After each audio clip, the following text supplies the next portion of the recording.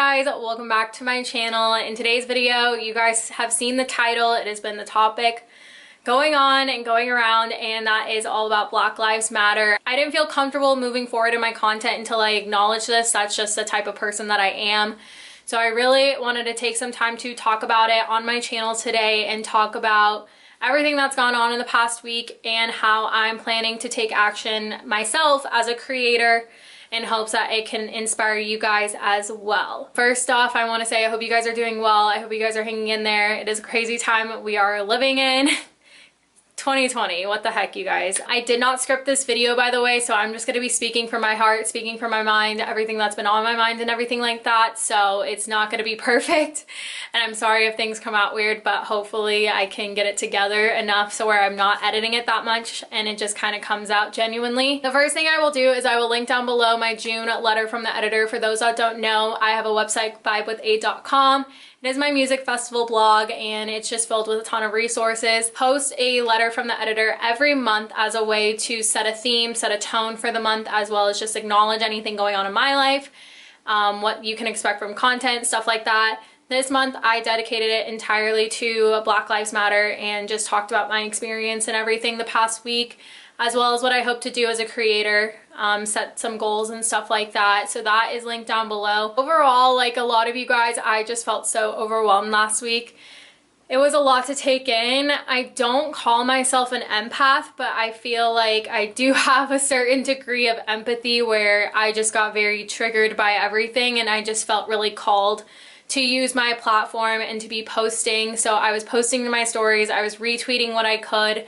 I just went into like some like crazy overdrive mode of just like trying to show up for people and trying to show up for others, because I do feel very grateful to have this platform, and I also do feel like I come from a very privileged place. Even though I am a Hispanic woman, I did grow up in a pretty nice neighborhood in Arizona. I had a great education, and I have a roof over my head, and I have a stable income right now. So I do feel very privileged in that sense. I don't know, this whole thing just kind of just tugs at your heartstrings, and I was just doing so much and giving so much of myself, and it still just does not feel like it's enough. So I'm just constantly actively pursuing doing something for this movement, because it's just so crazy to me as I keep on learning more and more how we're still in this spot. Growing up, my mom reminded me that I was the type of kid on the playground to stand up for the minorities on the playground. I was the one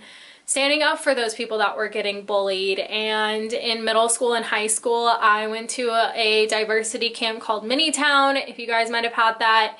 And I was a counselor for that, and that camp prides itself on accepting people from all walks of life, religions, cultures, things like that.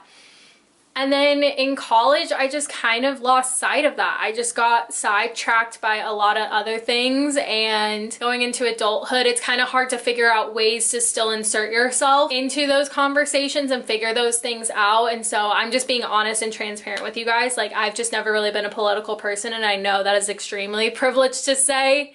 It's something I am working on. Yeah, it's just something that I've just kind of set to the side, and I know that's not okay. It's not acceptable in 2020 and as a 25-year-old, so that is something I am working on and acknowledging working on. Now it's kind of like, how are we going to move forward, right? This wasn't just a 1-week trend on the feed. This wasn't just a, I'm going to post a little black square, my work is done, you get a pat on the back. You know what I mean? We have work to do. And I say we because we can all be doing something. I'm still not even a big influencer. I'm like what they call a micro influencer, you guys. So you can totally make an impact. And I think in the past week, there was an Instagram post that just showed the amount of change that happened just in that 1 week, because we all collectively came together to fight anti-racism and police brutality and all of that. Is so incredible to see, and there's still more to be done. The work is not complete. There's still more that needs to be done. And I think it's important to acknowledge where you can contribute and how you can contribute and everything like that. If you can't donate, then sign petitions, make phone calls, show up to city council meetings virtually, call in to your city council, whatever it may be, find those ways to get active and be active. I think we're all realizing that this is something that we're just gonna be having to integrate into our lives. It's just something that we're gonna have to be thinking about constantly and finding ways to integrate this stuff into our lives. And it's gonna be a journey, you guys. Like I said, I've never been that super political into some stuff, and I have a lot of work to do. I have a lot of work laid out for me. As for Vibe with Aid and my platform, I did want to be transparent with you guys on some of the stuff. I have it on my Instagram, I have it on my blog. I'm gonna read it out loud for you guys, just so I don't mess it up. So the first one is on taking action for Black Lives Matter. What I will continue to do: donate what I can each month to a charity in need. So I'll look at my budget, see what I can do to donate. Take action through T's Action Entourage. So my friend Tiana, who I met at Crossed very briefly, she started an Instagram page, which is so awesome. It makes it a lot easier to digest about what you can be doing. So she has a spreadsheet. I'll link her profile down below and her spreadsheet down below, but it helps break it down of like what you can do to educate yourself, take action, read, whatever it may be. And it's so awesome. So I will link her down below. Number 3, educate myself on various topics related to police brutality, systemic racism, and more. Number 4, sign petitions I come across. Diversity and inclusion within my brand. So number 1, highlighting more Black people in the rave and festival community. Last Friday, I shared on my Instagram a post with Black female ravers in our community, and I thought it was super great to highlight some of those women. So I want to find more ways where I can continue to highlight and celebrate the women in our community. Number 2, follow and engage with more Black ravers on social media and in person when festivals do come back. Following more people on social media. So I followed the account Melanin Ravers, and I just scrolled through that page and have just been following people. I think diversifying my feed in a way is really good, just to meet more people. Like just by doing that post on last Friday, I was able to meet so many ravers that way, so that's been super awesome. Number 3, having guest writers on my blog and guests on my podcast that range in diversity so that more voices of all colors, backgrounds are represented. I will be having a podcast episode coming out on Monday with Jade Woods. I'm really excited about that. I met her through doing that post, and I found out she had a podcast, and I was like, you have a podcast, I have a podcast, let's record an episode together. So that will be out on Monday, and we'll be talking about diversity and inclusion in the rave scene. So I'm super excited about that episode. Number 4, collaborate with more Black creators, whether it's through TikToks, Instagrams, whatever it may be. I would love to collaborate with more Black creators. Number 5, sharing more on the foundations of EDM to celebrate Blackness in the EDM community. Newsflash, I don't know if you guys knew, but a lot of the stuff we love in EDM was created by Black people. So I think that is super important to kind of give a little bit of a history lesson of. So I want to figure out a way maybe to do a series on my blog or on my YouTube channel. We'll figure it out and see how that goes. And then the last one is highlight more Black and person of color EDM artists.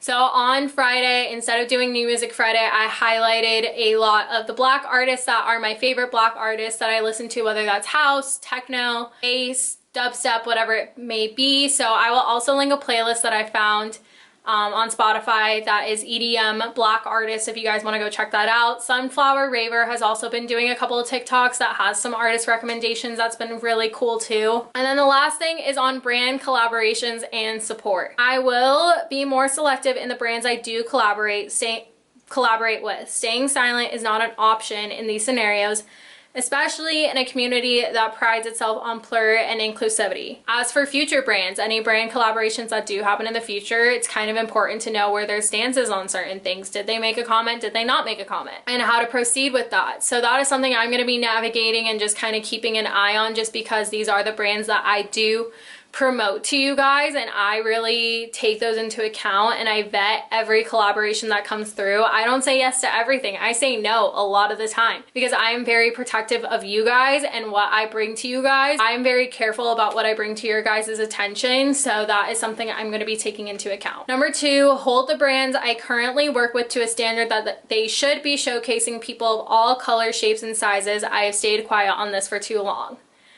Yes, one of my girls, Candy Diva on Instagram, she has done a series, I believe, on her Instagram where she has called out multiple brands for not showing representation of all sizes, shapes, colors, everything like that.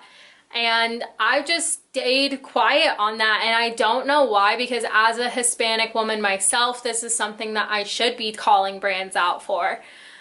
Seeing a whole feed of just white, skinny women is just not acceptable anymore. Having representation of everyone is super, super important to have, and we should be holding our brands to a higher standard. So that is something I'm going to be taking into account. A lot of brands have commented on that. They've owned up to it. So let's keep an eye on them and keep them accountable moving forward. And then last one, no longer support brands that don't align with my values. The main one that I might get questions on that you guys might ask me about is Dolls Kill. Not sure if I was going to put this into the video or talk about this, but we have to acknowledge it because I have talked about them in videos. I do have some of their stuff in my closet right now. I have been going back and forth on my support with Dolls Kill because I should hold them to the same standard that I've held another brand in the rave scene to. When it comes to stealing other artists and designers' work, some of the clothing that they've produced has been on the more offensive side of things, to be quite honest, and they have a whole history of just things that were not great for the brand that you can Google and find out. I'm not going to get into all of it. And then their Instagram post, if you guys didn't see, was basically celebrating the cops that were protecting the Dolls Kill store, and it was basically like celebrating the police when they were also the police that were throwing tear gas at people and whatnot. Can't really be supporting this anymore. And the owner of Dolls Kill did post an apology. Kind of weak apology in my opinion. I wasn't doing any formal influencing or collaborations with them, so I wasn't even getting any money from them, so it's not a big deal. I have no interest in continuing to support them or accept any collaborations from them if they were to offer me anything. I know that's kind of the big question mark that you guys might have and some other influencers have been acknowledging, but just so you guys know where I stand on that. I want to mention is that I want to support more Black-owned businesses, not just in rave and festival life, but in my everyday life, and just be more mindful about that in supporting those businesses, as well as minorities and persons of color businesses. But for the rave and festival scene, I do want to do maybe a rave brand fashion haul of Black-owned businesses. I'm coming out with a blog post today that I will link down below for you guys so you guys can expose yourself to some really awesome Black-owned businesses in the rave and festival scene, and I'm really excited about them. So I think I'm going to do a haul video. Let me know if that's something you guys would like to see. I haven't done a haul video in a while, so I think it'd be really cool to do one that highlights the Black-owned rave and festival brands, designers, whatever it may be. There's some really awesome stuff, and I'm really excited to do that. So be sure to check out that blog post down below. I just want to be fully transparent about that because as I continue to grow my platform and grow my brand, I am going to have to continue to keep an eye out on these brands and make sure that I'm really aligning with brands that match my values, that will also be products that I want to recommend to you guys and brands that I want to recommend to you guys. So I'm trying to be more, what's the word, nitpicky, I guess, about that stuff. Another important thing that I wanted to talk about before we end this video is just as you are starting this journey of, you know, implementing these new things into your life and integrating it into your life, the best way to avoid burnout is to take rest as needed. Rome wasn't built over in a night, or whatever that quote is, and so this revolution is not going to be done in a night. So make sure that you are taking rest as needed and be able to come back to it. Don't just go full throttle and then burn out and then never touch this again. So make sure that you are doing things to take care of yourself, whether it's logging off of social media for the week, logging off 2 hours before bed, whatever you need to do, just take that time for yourself. That way you can keep on going and be able to keep this momentum going. That was all I really wanted to talk about in this video, and kind of give you guys my thoughts of where everything is at. And I hope by giving you guys my action plan, it helps to inspire you guys to continue to do what you can to educate yourself, sign up petitions, donate, be an activist, find a way to integrate this into your everyday life. I will link down a lot of resources for you guys. I am excited to jump back into my regular content, so be sure you've hit that subscribe button to vibe with me so you guys don't miss out on the future upcoming content I have planned for you guys. I'm hoping that if I do get a decent sized amount AdSense check, either from this video or from any of my videos in the month of June, that I can donate a portion of it to Black Lives Matter or another charity that is in need. So let me know if you guys have any questions or any feedback down below in the comments. I love you guys. I hope you are staying safe and everything out there, and I will see you in the next one. Bye.